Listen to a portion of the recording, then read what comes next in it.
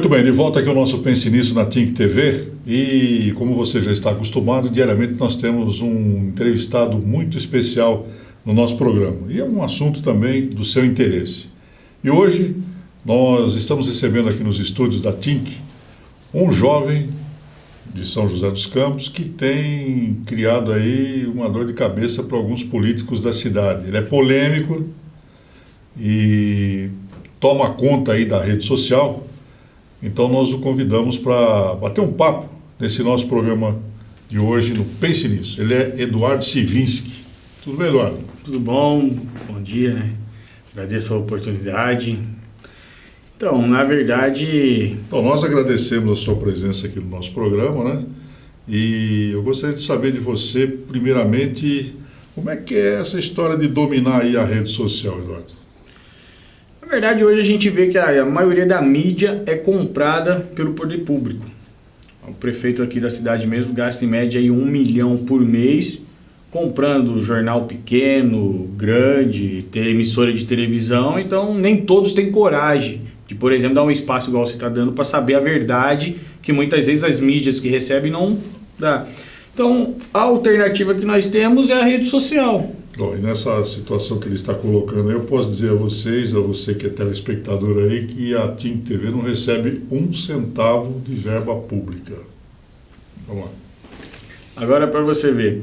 Então a alternativa que a gente tem agora é a rede social. Hoje Twitter, Instagram, Facebook elegeu um presidente e vai mudar a eleição daqui para frente. Porque nem todo vai ser dinheiro na eleição. Não vai ser uma emissora de televisão que vai falar, vamos eleger esse candidato. Hoje a rede social mostra a verdade que o povo precisa saber. Bom, legal, nós vamos entrar nesse assunto aí, vamos saber de rede social, vamos saber como é que ele administra tudo isso. Mas antes, porém, vamos saber quem é Eduardo Sivinski. Você é natural de onde, Eduardo? São Paulo, nasci na Casa Verde.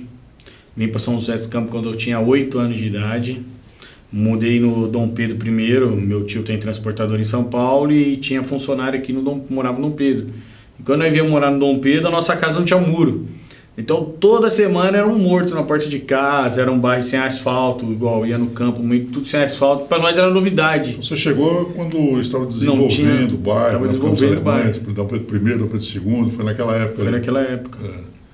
E como é que foi sua infância lá no Dom Pedro?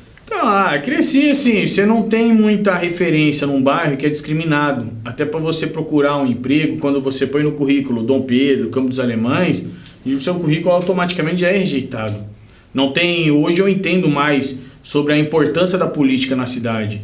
Naquela época não tinha desenvolvimento social, investimento da parte do poder público para capacitar os jovens para o mercado de trabalho, com esporte, lazer, cultura. Você vê que tudo era limitado. Tanto que a boa parte da cidade já era desenvolvida asfaltada e o patinho feio era justamente onde nós morávamos. A gente, para ir para a escola, tinha que colocar o saquinho no pé para poder atravessar a rua para ir para a escola quando chovia, porque era pura lama. No começo dos anos 2000, realmente havia uma discriminação muito grande ali no Dom Pedro, Campos Alemães, né? Na região sul, de uma forma geral, né? Mas isso aí diminuiu bastante, né? Não, hoje, assim, você pode ver. Hoje, por exemplo, eu sempre votei no PSDB. Inclusive no Felício. Então, nós sempre levamos uma gratidão muito grande pelo prefeito Emanuel Fernandes, que olhou para a Zona Sul, fez lá o asfalto, tudo. Então, a gente sempre teve a gratidão pelo prefeito Emanuel. Só que, infelizmente, todos que veio após eles, o dedo foi podre. Você pode ver que o Emanuel não precisou fazer nenhuma grande obra faraônica para ser considerado um dos melhores prefeitos de São José. Ao contrário, por exemplo, o sucessor dele, o Cury, fez um teatro invertido que virou piada no Fantástico, apareceu no Fantástico Elefante Branco, foi o teatro de cabeça para baixo. Fez o Arena, que o prefeito está gastando 60 milhões para entregar, que o tamanho do Arena não atinge os órgãos competentes de esporte. Ele veio com aquela faca na caveira. Vamos voltar a falar da sua infância lá no Dom Pedro. Então, cresci no Dom Pedro, assim, não tive muita oportunidade de estudo. Trabalhei na Petrobras de ajudante aqui, vendia roupa com a minha mãe na feira. Aí depois eu fui para Recife, trabalhei em Recife na Petrobras também 1 ano. Você é novo, né? Quantos anos você tem? Tem 33, fazer 33 agora esse ano. Tá. Então, teve uma vida toda voltada ali pela região sul de São José. Voltada para a região sul. Tá. Quando é que você começou a se envolver no mundo político? Qual foi a primeira ação política que você teve? Quando eu me converti, virei evangélico, eu comecei a ver a importância de ação social. Aí eu vi que tanto o poder público como muitas igrejas não faziam o papel que ela deveria fazer na sociedade. Então a gente fazia um trabalho, por exemplo, no orfanato, que tem no Monte Castelo. E tinha uma empresa que administrava o orfanato e o prefeito trocou a empresa para favorecer um pastor de uma igreja grande aqui da cidade.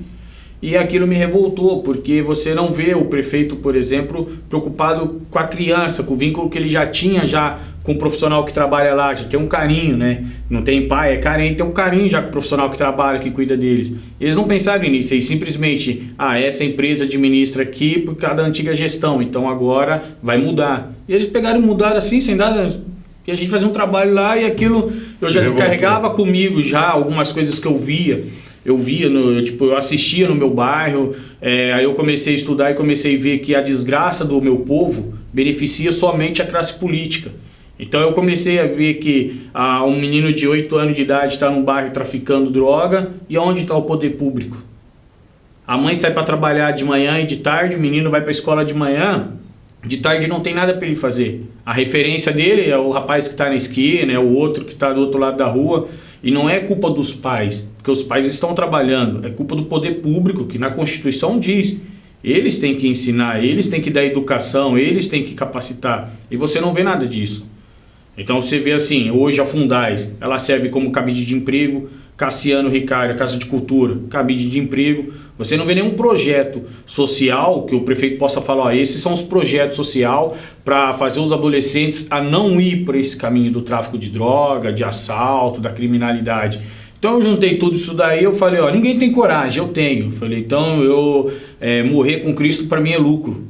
Então eu não tenho medo de ameaça, não tenho medo de poder público, assim, vamos dizer, da máquina pública, não dependo do governo para nada, eu vendo a minha roupa, compro minha roupa, vendo. Se eu não vender a minha roupa, eu tenho minha profissão, eu consigo trabalhar, eu ligo para os amigos meus na Petrobras, eu tenho a porta aberta.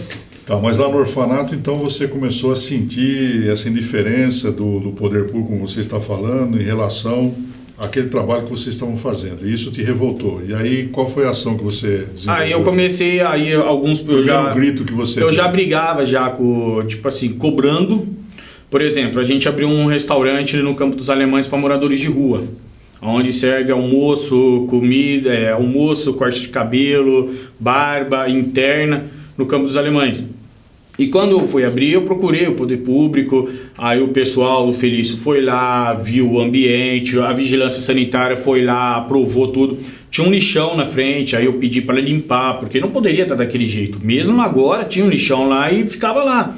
Eles vieram, limparam, aí eu falei que eu ficaria responsável por cuidar daquela área, a gente colocou o pneu, fez umas artes com os pneus, um parquinho com o pneu, deixou bonitinho. Tanto que até hoje não virou mais lixão. Então, aí teve outro lixão que aí os moradores do campo me ligou, Dudu, liga lá, tenta ajudar nós aqui, porque tá um lixão, a gente liga e não resolve. Aí eu fui, eles limparam. No segundo que eles limparam, o vereador do bairro já se sentiu incomodado. Aí o pessoal da prefeitura me ligou falando, nós não vamos mais poder te atender, porque o vereador do bairro ficou chateado, então passa para ele, que aí a gente vai tentar atender ele, porque fica aquele negócio de ciúmes. Aí eu vi, não, mas tá errado, ele não tá fazendo para mim, ele tá fazendo pro bairro, ele tá fazendo pra sociedade. Mas tem essa de ciúme de vereador por um munícipe? Tem, porque eles veem que é uma liderança, pode se tornar uma liderança, como nós se tornamos uma liderança. Hoje eu me tornei uma liderança, a voz do povo, por causa deles, porque se eles ouvissem o povo, eles não precisariam me ouvir e nem eu ser a voz do povo, era só eles ouvir o povo. E eles nunca se preocuparam em ouvir o povo, eles vão assim, essa área é minha, essa área é do Valdir, essa é do Robertinho, essa é do fulano, essa é do Marcão, e ninguém pode entrar na área de ninguém. E nós que quer mudar algo, a gente não tem área, a gente vamos fazer aquilo que a sociedade anseia. Eu preciso arrumar isso, tu consegue me ajudar? Vamos cobrar a prefeitura. Então a partir daquele momento, acabou. Aí eu falei, não, eu não vou me submeter a isso. Aí rachou mesmo. Não, eu falei, assim, eu nunca pedi favor, eu só passava o que a sociedade queria. Eu falei, não, eu não vou me submeter a isso. Aí fizeram uma proposta para mim, falaram para mim, ó, a gente gosta do seu trabalho, isso é uma liderança que tem tudo para crescer, se tornar uma grande liderança, só que a gente tem algumas regras, algumas diretrizes. Eu falei, tá, e qual que é a regra? Pô, a gente não pode atender na área do vereador, a não ser a pedido do vereador. Só que assim, a gente tem a Secretaria de Manutenção da cidade. Então eu vou trocar a lâmpada no anel viário, eu consigo te ligar uma semana antes e falar para você, ó, você consegue trocar, ó, a gente vai trocar aquela lâmpada. Você vai lá, faz o vídeo, igual você faz hoje, pedindo a troca da lâmpada. Na outra semana a gente vai lá, trocou a lâmpada, você vai e agradece. Vai lá depois, eu agradeço tal, a prefeitura.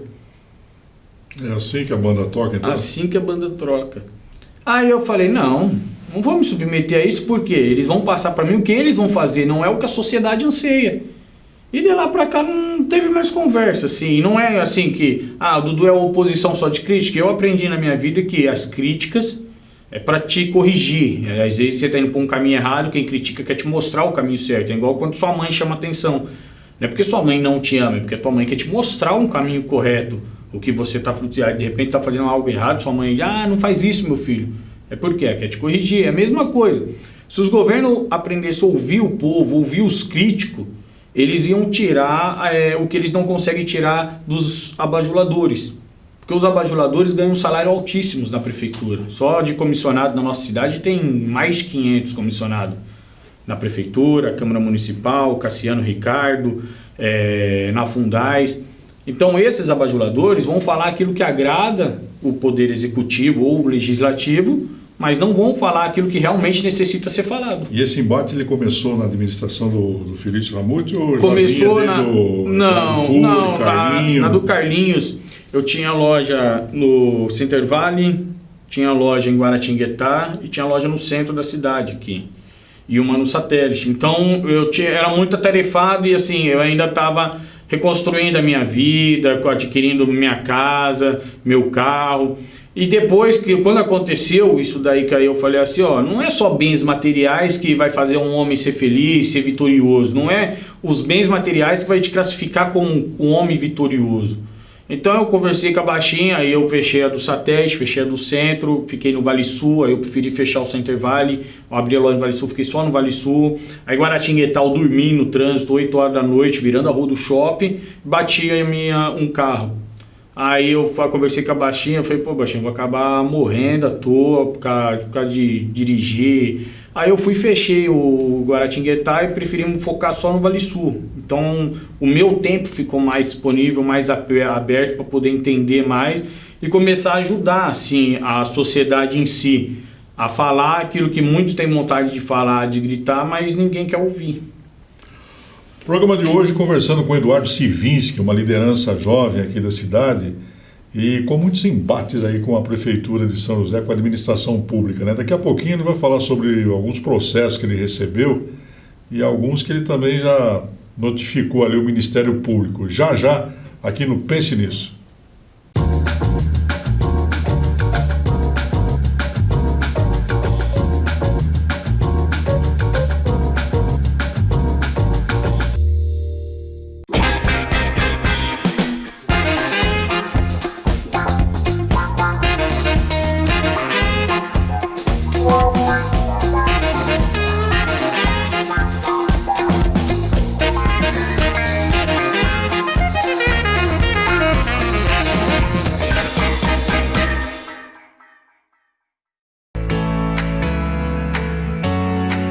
Você conhece a C&D Hair e Makeup Studio?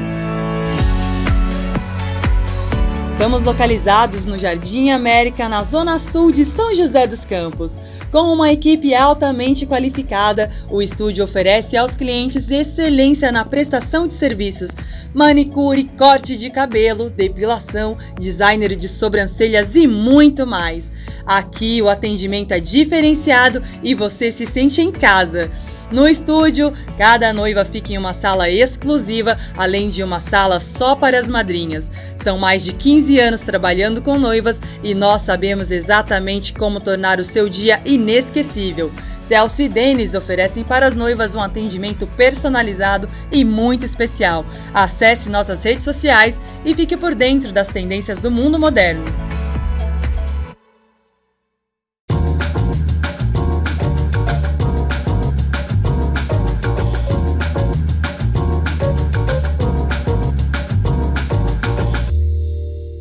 Muito bem, voltamos aqui para o segundo bloco do nosso Pense Nisso, esse programa que você está acostumado a acompanhar diariamente aqui na TINC TV, canais 25 e 525 da NET e Claro, né? São quase 1 milhão de assinantes da NET e da Claro que tem condição de assistir a programação da TINC TV, uma programação variada.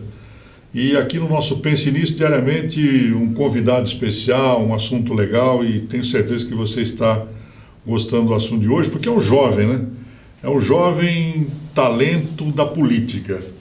É um contestador, é um jovem polêmico e que trabalha aí para a sua cidade, né? Trabalha para os seus munícipes, como ele disse no primeiro bloco. Bom, então aí, Eduardo, você começou a ter essas divergências com a administração pública, né? E isso lhe trouxe muita dor de cabeça, com certeza. Provar que você disse que fechou seus comércios, né? Não, hoje eu ainda tenho uma loja no Satélite. Tá, tem uma loja no Satélite, mas você tinha em Guará, mas eu fechei já por opinião minha, para poder focar numa só, porque eu bati o carro, aí eu falei, vai ficar puxado, porque toda semana, 4 vezes por semana, eu ia para São Paulo, ia para Guaratinguetá. Tá. Bom, eu vi alguns vídeos seus, né? Naquela época, há 4 anos atrás, né?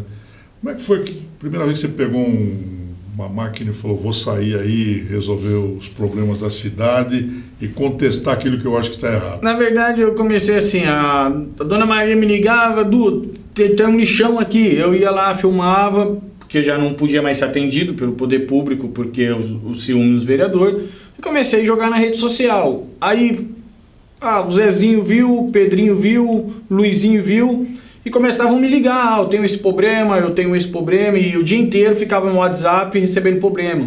Aí foi onde eu falei assim, eu posso ser a voz do povo, representar o povo, mas eu não consigo dar atenção todo momento, o anseio, porque cada dia mais aumentava. Foi onde eu tive a ideia de criar uma página chamada 156 do Povo. Por quê? Todo mundo que me mandava mensagem, eu já liguei no 56 e não resolve. Eu já liguei no 56 e não resolve. Eu já liguei no 56 e não resolve. Eu falei, mas 156 não resolve? Então vamos criar um que resolve. Aí nós criamos um 156 do Povo e resolve. Porque hoje a pessoa publica, eu fui no posto de saúde e não tinha medicamento. Aí antigamente era uma voz solitária. Hoje não. Hoje a hora que ela publica, tem a dona Francisca da Zona Norte, a dona Ana da Zona Sul, que também está na mesma situação e se identifica. E vai na mesma publicação dela, aqui na Zona Sul também não tem, no Jardim Imperial também não tem, no Novo Horizonte também não tem, no Alto Santana também não tem. Então quer dizer que você não está centralizado só lá na região sul, não? Você está trabalhando para toda a cidade? Não, porque eu acho que foi um erro que começou até mesmo, hoje eu entendo mais, eu procurei entender o porquê que virou essa bolha do desejo dos vereadores pela Zona Sul, que é uma zona mais cuidada, e o abandono da Zona Norte, principalmente da Zona Leste, principalmente da Zona Norte. Aí eu fui entender. Aí a conclusão é o quê? Quando o Emanuel ganhou a eleição, eles dividiram. Então é o currado eleitoral que eles falam. Então a Zona Sul tem 5 vereadores, um pedaço é de um, outro do outro, outro do outro. Aí a regional atende esse vereador. E alguns bairros, igual na Zona Norte. Quando você fala que tem bairros na Zona Norte que não tem nem água, não dá para acreditar numa cidade como São José dos Campos, que é recarregado com caminhão-pipa. Quando você vai na Zona Leste, você anda mais profundo, você vê assim um abandono total. Então aí não tem vereador? Tem, porque os 21 vereadores trabalham para a cidade de São José dos Campos. Não é pelo bairro do Dom Pedro, não é pelo bairro do Campo dos Alemães, trabalha para São José dos Campos. Então pode ver que nenhum vereador tem voto só num bairro só. Todo vereador tem um voto aqui, um voto ali, um voto lá. Então ele deveria trabalhar por todos. Mas infelizmente não é isso que acontece. Na nossa cidade não é. Mas por conhecimento da região norte, a região norte está muito carente de vereador. Né? Mas não é culpa do povo. Porque essa eleição só tinha a Renata. Só que nas passadas teve 3. Tinha 3 vereadores. Então, agora a culpa é do povo? Não. A culpa é do povo, assim, o povo deposita a confiança dele num candidato. A culpa é dos candidatos que entra só com um propósito. Pegar cargo comissionado e falar amém pro prefeito. Então, o dia que acabar os cargos comissionados nessa cidade, vai acabar o amém pro prefeito. Porque hoje, como a gente está no meio, a gente entende como é que funciona tudo isso, porque até mesmo ofertas te oferecem. O que acontece? Hoje um vereador sai com a mala de dinheiro carregando assim? Não. A maior parte dos vereadores, você vê o Maninho 100%. Qual é o processo que o Maninho 100% está respondendo? Por receber parte do salário do funcionário. Então os vereadores, eles têm cargo comissionado na prefeitura, na Urbana, na Fundais, na Cassiano Ricardo, que indica alguém. E boa parte das conversas é que essas pessoas repassam parte do dinheiro para alguns. Seria o que está na moda hoje, a tal de rachadinha? A rachadinha. Agora, você que começou com essa atuação aí lá na região sul e já começou a fazer sombra para os vereadores, né? Algum deles te chamou para compor a equipe desse vereador? Na verdade, assim, quando você é polêmico, você se torna interessante para a oposição, porque você faz o que eles não fazem, o que eles deveriam fazer, você faz o que eles não fazem. Para os da base do governo, você já não é interessante porque você vai colocar eles na linha de fogo com o prefeito. Então você só é interessante se você não bater neles ou se você servir aos desejos deles, que é não bater neles, é evitar de falar o nome deles, entendeu? Então eu não tenho conversa, até porque assim, eu acho que PT e PSDB há 26, 24 anos governam junto a cidade. 20 PT, PSDB, 4 PT. Governaram junto a cidade. Então, todos eles teve oportunidade de fazer investimento na Zona Norte, de fazer investimento na Zona Leste, de olhar para os jovens da Zona Sul, igual eu falo, e não fizeram. Então, eles tiveram oportunidade. E a vida inteira a gente fala assim, a cidade a gente sabe que é 80% tucana. Né? Tucana assim porque não tem oportunidade, assim como o Brasil era tucano. Porque não tinha outros candidatos. A partir do momento que apareceu outros candidatos, mudou o cenário. Mudou. Então na nossa cidade não vai ser diferente. Assim como aconteceu no Brasil, que entrou o Partido Novo, Avante, Bolsonaro, a nossa cidade não vai ser diferente. E esse é o medo dos vereadores agora já, porque eles sabem que muitos deles vão ser demitidos. Tanto que na base do prefeito, se eu não me engano, vem 16 partidos, 16 vereadores apoiando a candidatura do prefeito. Foi destaque na imprensa aqui, Eduardo, um processo que você recebeu do deputado na época, né, Hélio Nishimoto. Como é que foi isso? Na verdade, o Hélio Nishimoto, se eu não me engano, ele meteu 7 ou 9 processos em mim. Tudo isso? Cada processo ele cobrava R$30 mil. Aí um dos processos é porque ele tinha um trailer de cachorro-quente, e eu perguntei, né, ele não declarava imposto, agora eles estão perseguindo os ambulantes da cidade. Porque toda semana o Felício e a GCM estavam prendendo ambulante, vendedor de morango, um senhorzinho do caldo de cana de 82 anos de idade que eu não deixei tomar o carrinho. Muito, né, então, deu 38 milhões de visualização, eu não deixei tomar o carrinho dele. 38 milhões? Aí aqui no Bosque, né? Na frente da casa do prefeito. Aí até a moça que estava da fiscalização me processou no outro dia, acredito eu, que a mando do governo, me processou, não deu nada porque eu não menti. Eu não menti, o que ele estava fazendo era uma baita do covardia. Para quem não assistiu, conta essa história desse senhorzinho aí que você interviu ali. E depois que teve toda essa visualização. Eu estava em casa, aí eu estava na minha mãe lá no Dom Pedro, aí recebi uma ligação, pô Dudu, a fiscalização, no dia dos finados, estão prendendo carrinho de morango. Eu falei, aonde? Ele falou, acabou de passar aqui no Aquários, e tá descendo o Panel Viário, deve ir lá no Bosque, no Binho, que aí eles tudo se conhecem. Eu falei, vou lá. Aí eu fui no Binho. Quando eu cheguei, a fiscalização tava. Aí eu falei, não, isso tá errado. Eu falei, o cara tá vendendo morango no feriado, o que você tá fazendo? Por que ele tá fazendo de errado? Não, que tá errado, porque não paga imposto e não é correto. Aí saiu. Quando ele saiu, eu fiquei conversando com o Binho. Eu falei, pô, Binho, não pode deixar isso acontecer, porque você não tá roubando, não tá traficando, tá fazendo nada de errado. Aí a fiscalização saiu. Quando eu saí para ir para minha mãe de novo no Dom Pedro, eu dei de cara com eles, com um senhor de 82 anos de idade querendo tomar o carrinho do caldo de cana dele. Eu achei aquilo uma covardia porque meu avô havia morrido fazia um ano. E também tinha seus 70 e poucos anos de idade. O lazer do meu avô era ir para a oficina trabalhar. Então meu avô já colocava água onde é óleo.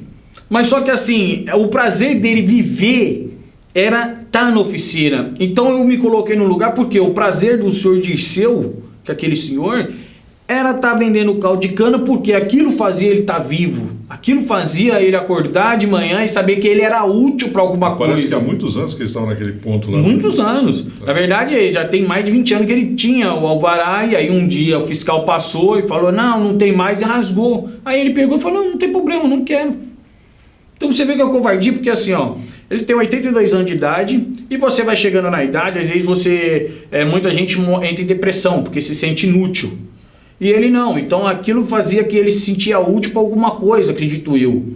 Então a filha dele até hoje conversa comigo, ele conversa comigo. Eu me lembro dessa matéria que você fez lá, dessa intervenção sua, aquilo revoltou realmente a todos, né? Você está falando aí que teve milhões de acessos, e não é para menos mesmo, porque a forma como você está explicando, da forma como nós acompanhamos naquela época, é revoltante mesmo, uma pessoa querendo trabalhar e sendo impedida pela administração. E a partir dali, você caiu no conceito da cidade e a partir dali a administração começou a te perseguir. Na verdade, assim, toda liderança de bairro, toda cidade tem muitas lideranças. Na Zona Norte, Zona Sul, Zona Leste. Eu pergunto, onde estão essas lideranças? 90% está no colo do prefeito. 90% tem a mãe trabalha, a irmã, a esposa trabalha na máquina pública. Então são falsas lideranças que não representam o povo. Então eu comecei, eu falei, eu vou até o fim do que eu tenho comigo no meu coração. Então eu quero uma cidade mais justa, porque a nossa cidade é uma cidade rica. Eu cresci, a mãe mandava você pegar a bicicletinha e no Chácara Reunida tinha um monte de fábrica.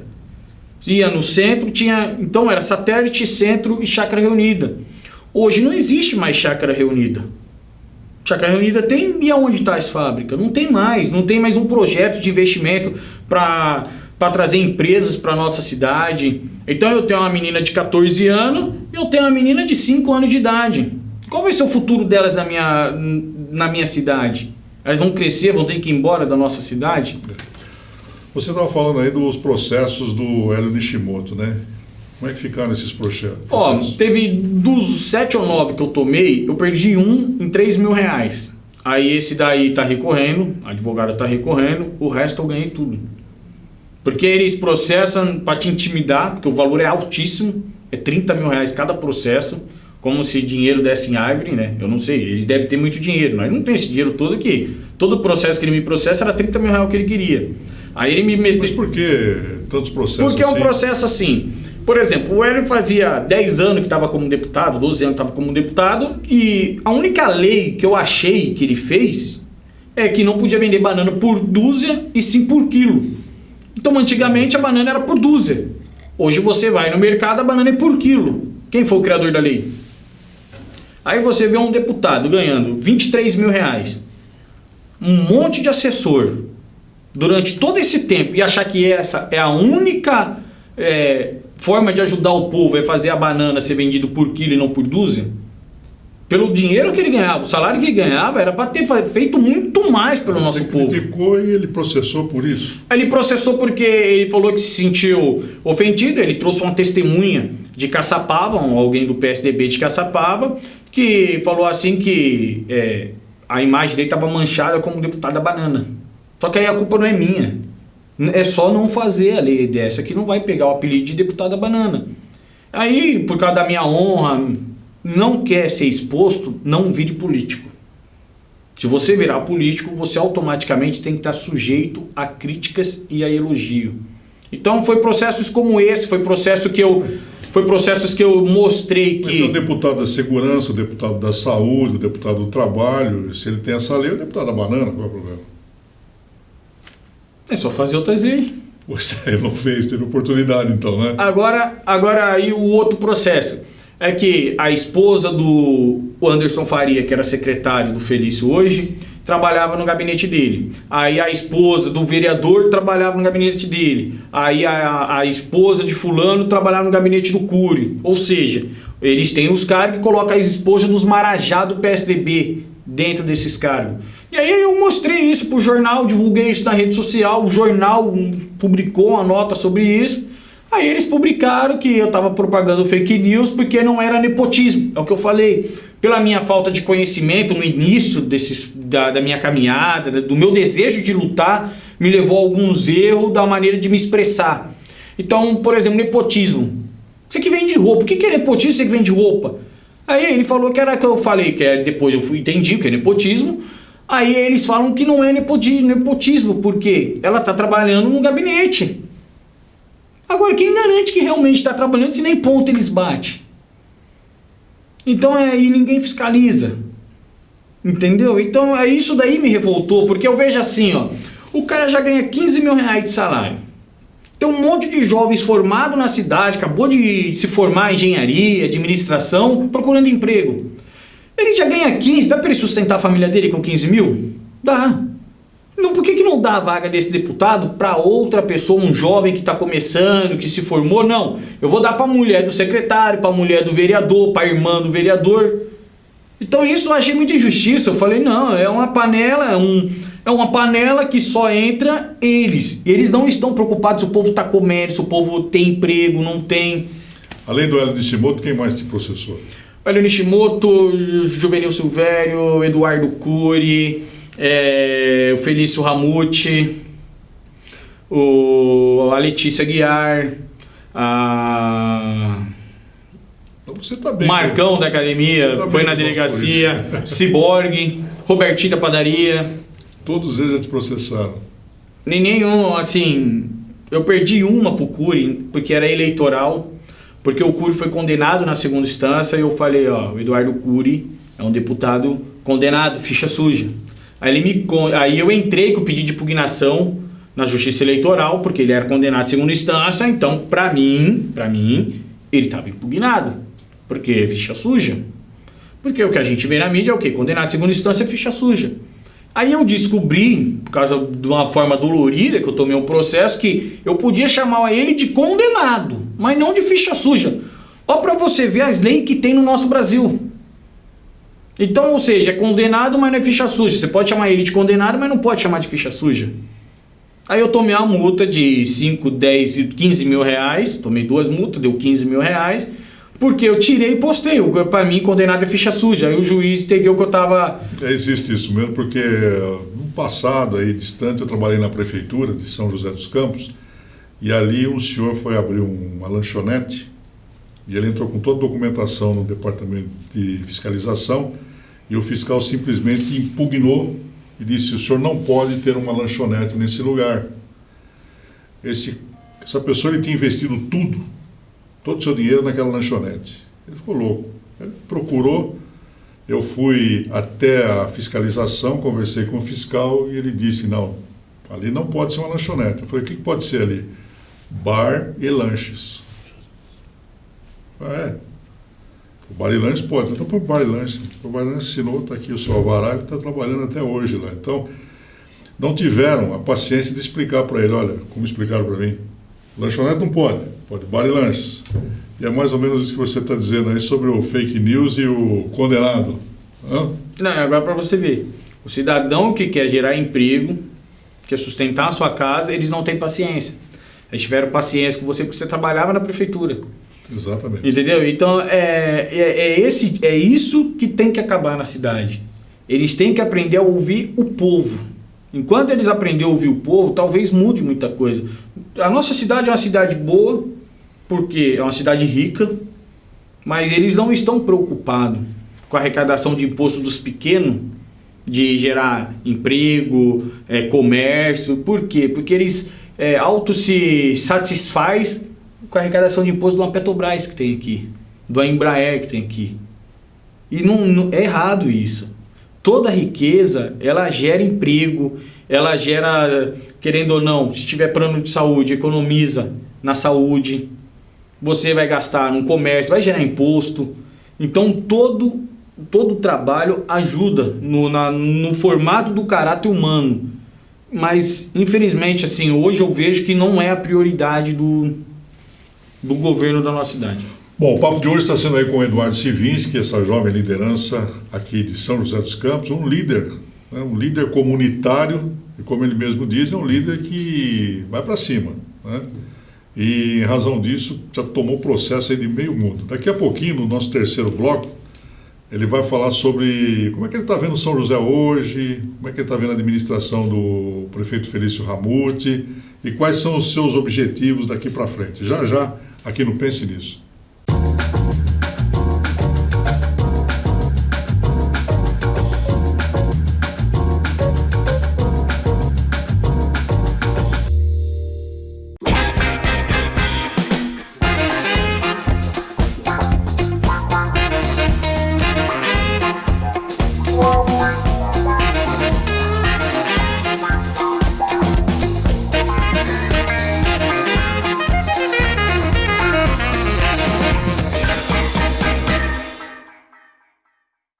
Só aqui na Grama Futebol Clube você encontra a maior variedade de gramas sintéticas da região. Temos a grama sintética 12mm tradicionais, coloridas e todas à pronta entrega. Também temos pisos de borracha para sua academia, escola, crossfit e ainda aquele incrível piso de absorção de impacto. E também temos uma manutenção e varredura de primeira qualidade. Pisos, gramas sintéticas, acessórios e muito mais. É só aqui na Grama Futebol Clube. Ah, não esqueça, cobrimos qualquer orçamento. Venha aproveitar!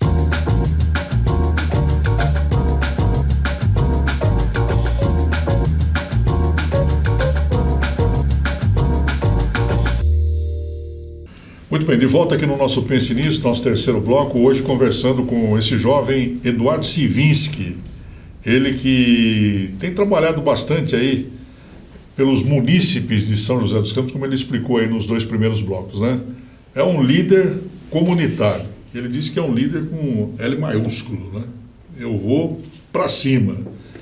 E você tem ido para cima do prefeito Felício Ramute também aí, desde o primeiro dia do mandato dele, né, Acho que os 4 primeiros meses, como eu tinha votado nele, não era minha praia ainda, tipo, política, cobrar. Os 4 primeiros meses ele teve folga, depois... E o que você vê errado na administração da cidade? Vou dar um exemplo dos casos mais recentes, por causa da pandemia, aos mais antigos.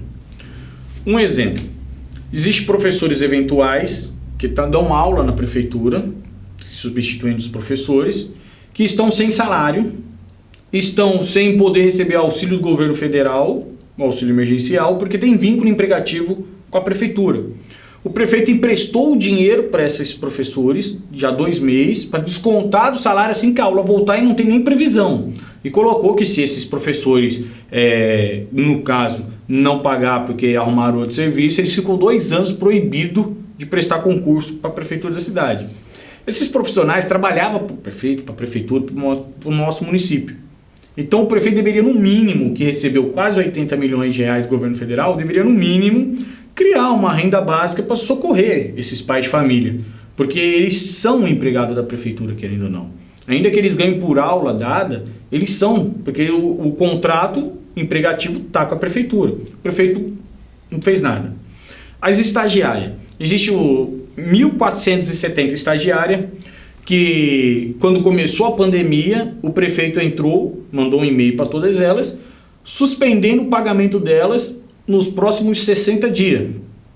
E aquilo eu achei uma covardia, porque essas meninas e rapazes ganhavam R$890 para ser estagiário na prefeitura, para poder se qualificar, se formar e concluir a sua faculdade, né, que amanhã é o futuro professor da minha filha. E o que acontece? O prefeito suspendeu o pagamento do salário dessas meninas. Isso no sábado à noite. Aí eu não me conformei, eu liguei para minha advogada, falei, doutor, não podemos deixar isso acontecer. Vamos montar uma ação, vou juntar aqui a documentação. Aí começou um monte de estagiário a me procurar. Dudu, socorre nós, o que você pode fazer por nós, ajuda nós. E forem vereador, ninguém podia fazer nada, porque faz o que o prefeito manda. Eu montei 2 grupos, coloquei 257 meninas E ali a gente montou, peguei documentação, a doutora fez o processo e a juíza entendeu que realmente o prefeito estava extrapolando o direito dele como prefeito. Que ele tinha que pagar porque estava no contrato. Ele não pode simplesmente falar que não vou pagar, vou suspender o pagamento no meio da pandemia. E aí a juíza determinou que ele começasse a pagar imediatamente o salário para elas. Aí do outro lado, a curva do coronavírus hoje, 132 mortos. E foram pagos essas meninas? Então, hoje tem 132 mortos na cidade, 4.444 pessoas infectadas. Quando a juíza mandou pagar, em vez do prefeito falar, vou pagar elas em casa para poder, a curvar, não deixar crescer o número de infectados na cidade, ele mandou imediatamente todas voltar a trabalhar no outro dia. Todas voltou a trabalhar, pintando o negocinho na escola, limpando, sem fazer nada, porque não tinha professor, não tinha aluno, os professores estavam de férias, coletiva, não tinha aluno, não tinha nada. Mandaram as estagiárias para a escola sem fazer nada, correndo o risco de se infectar tudo, sendo que isso não havia necessidade. Uma coisa, se tiver uma atividade para me exercer, tiver um trabalho para me fazer, eu vou fazer. Mas não tinha nada para elas fazer. Mandou de pirraça. E aquilo daí aí elas receberam porque a juíza mandou, mas o desejo dele era não pagar, essa é a verdade. Bom, e você tem outros questionamentos aí com a administração? Tem, por exemplo, o prefeito vai receber 80 milhões de reais, já caiu no cofre da prefeitura 51 milhões de reais. Isso em razão do coronavírus. Do combate ao coronavírus, de ajuda, de resgate para o município. E eu quero saber aonde está indo esse dinheiro. Por quê? Quando começou as contratações, você liga a televisão, você vê todo dia compra de máscara, aventais, respiradores superfaturados. Eu falei, na minha cidade eu vou fiscalizar, já que os vereadores não fazem, eu vou fazer. Eu peguei as empresas que foi contratada e falei, vamos visitar essas empresas. Primeira empresa que eu visitei ganhou um contrato de R$500 mil. Fui na empresa em Jacareí, cheguei na empresa no escritório de advocacia. Eu fiz um vídeo, bati no escritório, perguntei aqui, não é a empresa NC Descartáveis? Não, faz 4 anos que saiu daqui. Liguei na prefeitura questionando, ninguém respondeu. Segunda empresa, uma empresa que no CNPJ, no cadastro, instrumento musical, vende instrumento musical e capa de violão, ganhou R$800 mil para fornecer máscara para nossa cidade. Eu falei, vamos lá visitar essa empresa. Peguei meu carro, fui em São Luís do Paraitinga, 40 minutos de estrada de terra, um sítio. Quem achava a empresa? Consegui achar porque vai andando aqui e ali, 2 horas perdido lá, consegui achar. Sem placa de identificação, sem nada. Com gato, cachorro, dentro de casa, tudo.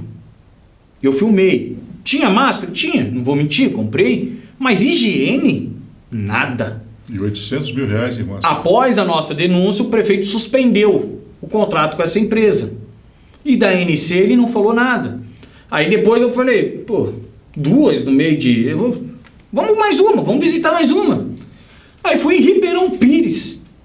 O cara abriu a empresa dia 20 de março. Dia 20 de abril ele abriu a empresa.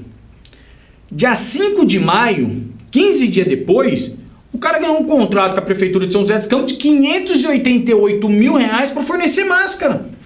15 dias com o CNPJ aberto. Fui lá, perguntei pra vizinha, esse rapaz aqui mora aqui?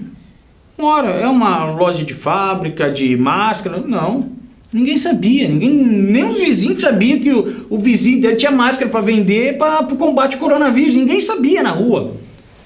E aí eu falei... Mas era uma empresa, tinha lá uma confecção? Tem nada, tem nada, é uma casa. Uma casa? É uma casa, não tem nada. 15 dias aberto, uma casa. Aí eu falei, o que eu posso fazer é fazer o vídeo e mostrar para a sociedade. Mostrei para a sociedade.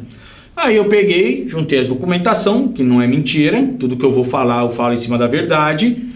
Denunciei no Ministério Público, o prefeito está sendo investigado no Ministério Público do Estado de São Paulo, porque ele comprou máscara desde 80 centavos até 5,40, a mesma máscara. E em máscara, às vezes até da mesma empresa com preços variados.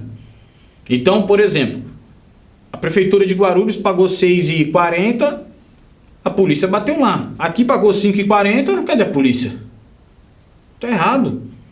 Aí está sendo investigado pelo Ministério Público por comprar a empresa de uma empresa, comprar máscara de uma empresa com endereço supostamente fantasma, porque o endereço que está cadastrado na Receita Federal e na Junta Comercial não é o endereço que está localizado a empresa. Não é. Então está sendo investigado. E pela diferenciação de valores da mesma mercadoria. E agora, como é verba federal, eu denunciei no Ministério Público Federal, que também abriu um inquérito, para investigar a contratação dessa empresa com 15 dias para o CNPJ aberto. Porque eu quero saber como achar essa empresa, se ela havia acabado, não conseguiu nem sequer fazer cartão de visita.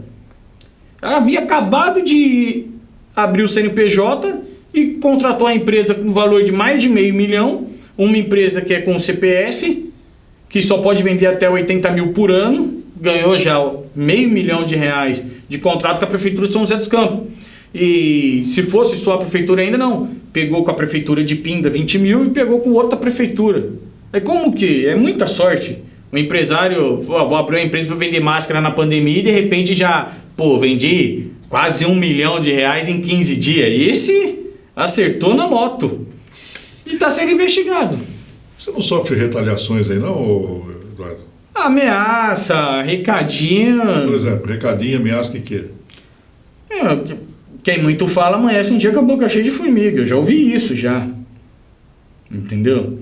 Só que assim, pra mim não muda. E você tem mais situações guardadas na manga aí para denunciar? Não, eu tenho denúncias, por exemplo. Aí eu entrei agora porque assim, aí o prefeito não conseguiu ser transparente comigo. Ele não conseguiu. E já havia outros processos que eu coloquei que o secretário, por exemplo, falou que não ia me dar informação que era privilegiada da empresa. Com a lei de acesso à informação, ele falou isso para mim. Eu falei, tá bom, já que o prefeito não quer ser transparente para mim, eu vou buscar o meu direito. O meu direito é onde? Na prefeitura. A prefeitura não quer me atender, eu vou na justiça. Eu liguei meu advogado de novo e falei, doutora, eu quero saber cadê o dinheiro do povo. Porque ele não comprou uma cesta básica, ele não socorreu uma família carente, ele não quer dar, eu não vi um plano de governo na pandemia voltado a pessoas, famílias. Porque nessa quarentena muitas pessoas perderam emprego, muitas pessoas estão passando dificuldade. Eu falei, eu quero saber onde está o nosso dinheiro, que é nosso. E aí a gente entrou com um processo pedindo transparência. Aí eu peguei, que eu participo de um grupo, que é pro lado de Curitiba, que é da transparência. Aí chegou para mim o e-mail das diretrizes do combate ao coronavírus, de como a prefeitura tem que se portar. Eu peguei essa cartilha e dei para a doutora. Falei, doutora, ele tem que postar o preço unitário, tem que postar o valor, tem que postar para onde está indo, tem que postar quem está recebendo o dinheiro, seja terceirizado, seja o que for, onde está o dinheiro e o contrato. E a gente ganhou esse processo na justiça, que ele é obrigado a ser transparente, que ele não é. Então você entra no site do portal da transparência, não tem um valor unitário de máscara, não tem um valor unitário da marmita que está servindo nas escolas. Então a gente ganhou esse direito. O que ele fez? Ele recorreu na segunda instância, falando que não tem condições de atender aquilo, porque é muita informação que ele tem que passar para a sociedade. E a segunda instância deu parecer o contrário para ele, continuou com a decisão da juíza, favorável a nós. Então o juiz falou, respeite a decisão da primeira instância e publica todas as informações que foi ordenada pela juíza. Aí ele correu na rede social falar que o Tribunal de Contas falou que a prefeitura está sendo transparente. Só que a diferença de um juiz da primeira e da segunda instância é que ele é concursado, ele passou numa prova, ele não está ali por indicação política. O Tribunal de Contas é tudo indicado do PSDB. Tanto que o Robson Marinho, por exemplo, era presidente do Tribunal de Contas condenado, hoje é condenado. Então o que aconteceu? Ele esqueceu que não é só o Tribunal de Contas que dá as ordens, da diretriz de como ser transparente. Tem um Tribunal de Contas da União, tem a lei que o Bolsonaro fez do coronavírus que para ser transparente. E aí ele agora publicou no processo um agravo reconhecendo que ele não tem condições de ser transparente, que para ele ser transparente ele tem que gastar 8 milhões tentando jogar o emocional na Juíza, acredito eu. Porque o site já está criado, é um link, 8 milhões de reais, nem um site para fazer saiu esse preço. E aí ele agora está esperando a outra decisão da Juíza, porque o que eu quero é o quê? Eu quero poder saber quantos que está pagando na marmita das crianças. Porque, olha para você ver, todas as cidades, quase todas as cidades, estão entregando cesta básica ou vale alimentação para a mãe poder ir lá, comprar uma mistura, comprar uma comida. Só a cidade de São José dos Campos que insiste em fornecer alimentação para as crianças. E as crianças têm que ir na escola, ou seja, tem que ter um responsável para levar, tem que estar dispostas ao vírus, né, de pegar um vírus no caminho. E o que acontece? Ele não posta o valor, ele acrescentou 8 milhões de aditivo, com o contrato com a Santa Helena Alimento, e ele não posta qual o valor de cada marmita. Eu quero saber o valor de cada marmita, porque a marmita é um negócio minúsculo, vergonhoso, mas é para criança. Então tem ali a dieta, vamos respeitar. Mas quanto está pagando nessa marmita aqui? Ele não pode dar cesta básica, não pode dar vale alimentação para a mãe poder comprar no mercado, ele quer insistir na marmita. Eu quero saber qual o valor unitário por marmita. Eu quero saber quantas marmitas está saindo por escola e quem está assinando que tal escola distribuiu tantas marmitas. Porque eu quero saber. Porque o que eu vou fazer? A hora que eu tiver essa informação, eu vou reunir os meus 32 candidatos e mais alguns amigos. Vamos colocar durante uma semana os candidatos tudo nas escolas para fazer levantamento. Quanto se realmente está batendo com aquilo que ele colocou no portal da transparência. Você fala meus candidatos, você é candidato a prefeito aqui de São José? Não sou candidato a prefeito. Mas já foi convidado? Na verdade, assim, hoje eu sou do Partido Avante. Então, você foi candidato a deputado, né? Teve uma votação muito boa também. Foi. Na verdade, assim, hoje a gente está no Partido Avante, a gente quer construir um partido sólido que trabalhe a favor do povo. Então, a nossa conversa com o grupo é que nós não queremos cargo, não queremos ter rabo preso com o poder público. Vamos trabalhar para o povo. Tudo que for lei, vamos ouvir o povo, que o povo acha, que o povo não acha, se é a favor ou se é contra. Então, a gente está lutando para trazer um candidato próprio, só que o que mais falta hoje é vereadores, é pessoas que fiscalizam aonde está sendo gasto o dinheiro. Porque se tiver pessoas que fiscalizam, qualquer prefeito que tiver na cidade, seja PSDB, PT, PSE, qualquer um que assumir a cadeira, não vai fazer o que ele quer, achando que o dinheiro é dele e faz o que ele quer. Ele vai prestar conta para o povo, porque vai ter um vereador lá que vai representar o povo e vai cobrar pelo povo. E nessa eleição você é um pré-candidato a vereador? Pré-candidato a vereador. Então, é igual eu estou falando o exemplo da marmita. Se ele está pagando, vamos dizer, 10 reais na marmita, num mês dá 200 reais. De segunda a sexta vai dar 200 reais na marmita. Se ele estiver pagando 10 reais, que eu duvido que é esse preço, mas vamos supor que ele está pagando 10 reais. Ele vai estar pagando 200 reais. 200 reais, você comprava uma cesta básica e um bujão de gás para a mãe cozinhar em casa. 200 reais para uma mãe ir no mercado fazer compra, ela fazeria a compra.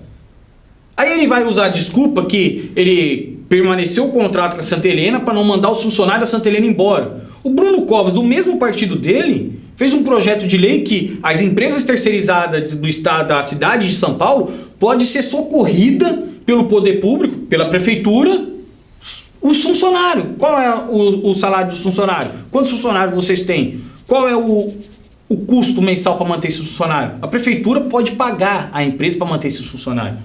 Mas na nossa cidade o prefeito não pensa dessa maneira.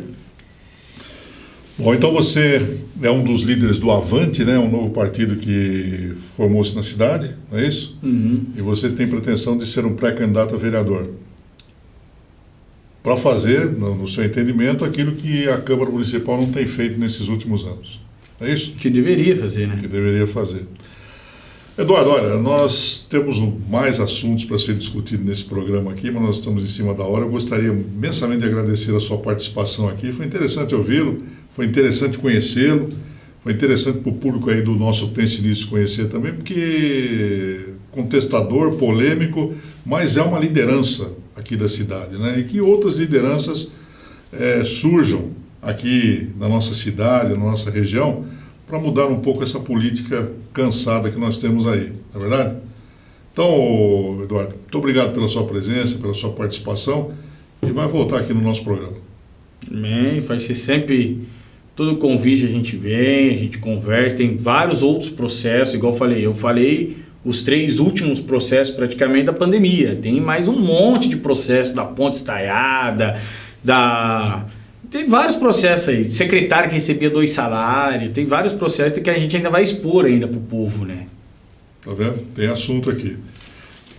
Obrigado pela participação aqui e você vai voltar aqui no nosso Pense Nisso, porque com certeza você que está nos assistindo aí quer saber mais desse menino aqui, do que tem por trás dos bastidores da política, não só de São José e da região. Muito obrigado pela sua sintonia, pela sua audiência. Hoje o papo foi com o Eduardo Sivinski aqui no nosso Pense Nisso. Amanhã, 10 da noite, mais um programa nos canais 25 e 525 da NET. Obrigado e até lá.